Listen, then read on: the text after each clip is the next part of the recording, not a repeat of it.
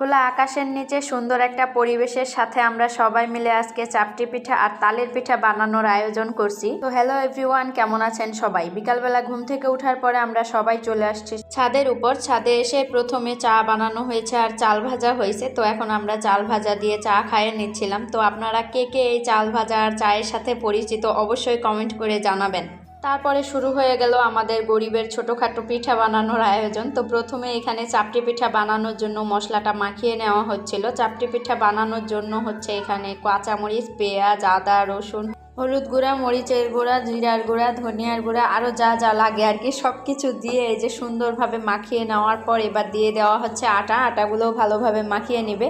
আর অল্প অল্প করে পানি দিয়ে মাখাইতে হবে, বেশি পরিমাণ পানি দিলে কিন্তু হবে না, যেহেতু এখানে অস্ট্রেলিয়ান আটা ব্যবহার করা হবে। আর অল্প পরিমাণ চালের গুঁড়া, কারণ হচ্ছে চালের গুঁড়া খুবই কম ছিল, যার কারণে আমরা অস্ট্রেলিয়ান আটাটাই একটু বেশি পরিমাণ দিছি, তাই বেশি পানি দেওয়া যাবে না। এ তো ভালোভাবে মাখানো হয়ে গেলে কড়াইতে পিঠার মতো করে দিয়ে দিল। তারপরে যে গরুর তেল দিয়ে ভাজতেছিল এখানে চাপটি পিঠা, গরুর তেল দিয়ে এভাবে করে ভাজলে কিন্তু আমার কাছে দারুণ স্বাদ লাগে খাইতে।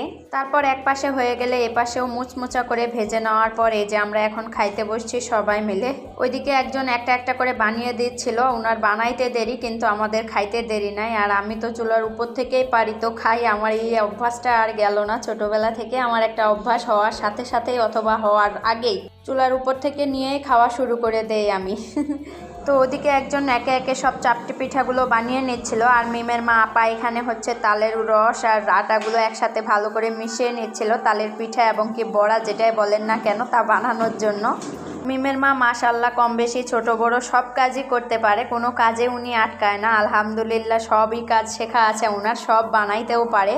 তো ভালোভাবে মাখানোর পরে প্রায় 15 থেকে 20 মিনিটের মতো ঢেকে রাখা হয়েছিল। এদিকে আবার চাপটি পিঠা বানানো শেষ। তারপরে এই যে কড়াইতে তেল গরম করে নেওয়া হয়েছে। তো পরিপূর্ণভাবে গরম হয়েছে কিনা তা দেখার জন্য ছোট্ট করে একটা পিঠা দিছিলাম আমি কড়াইতে। তারপর দেখলাম যে তেল গরম হয়ে গেছে। তারপরেই তো সেই আপায় আবার এই যে একে একে সব পিঠাগুলো বানিয়ে নিচ্ছিল। এগুলোকে আপনারা কি বলেন অবশ্যই কমেন্ট করে জানাবেন। আমরা তো বলি তালের পিঠা, যদিও তালের পিঠা হচ্ছে তেলের পিঠার সাইজ মতো হয়, তবে আমরা এরকম বড়ার সাইজের মতো দিচ্ছিলাম। এতে করে তেলও লাগে কম আর সময়ও খুব কম লাগে, ভেতরটাও অনেক সুন্দরভাবে সিদ্ধ হয় আর মুচমুচা করে ভাজাও হয়, খাইতেও খুব দারুণ স্বাদ লাগে। অনেকে আবার একটু বড় বড় সাইজে বানায়, যে এরকম করে আমরা তেলের পিঠা বানাই ওই রকম সাইজ মতো অনেকে তালের পিঠাটা বানিয়ে থাকে, তবে আমার কাছে এরকমটাই বেস্ট লাগে। তো একে একে সব পিঠাগুলো ভাজে নেওয়া হচ্ছিল।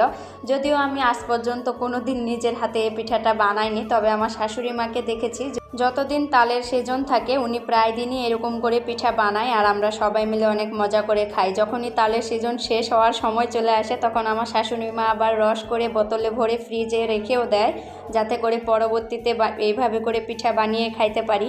যাই হোক, একদিকে পিঠা বানানো হচ্ছিল, ভাজা হচ্ছিল, আর আমরা তো একদিকে গরম গরম প্রায় অনেকগুলো করে খেয়ে ফেলছি। তারপরে এই যে এগুলো দিয়ে হচ্ছে শেষ, আর এগুলো একটু মোচমোচা করে ভেজে নেওয়ার জন্য চুলার উপরে রেখে দেওয়া হবে।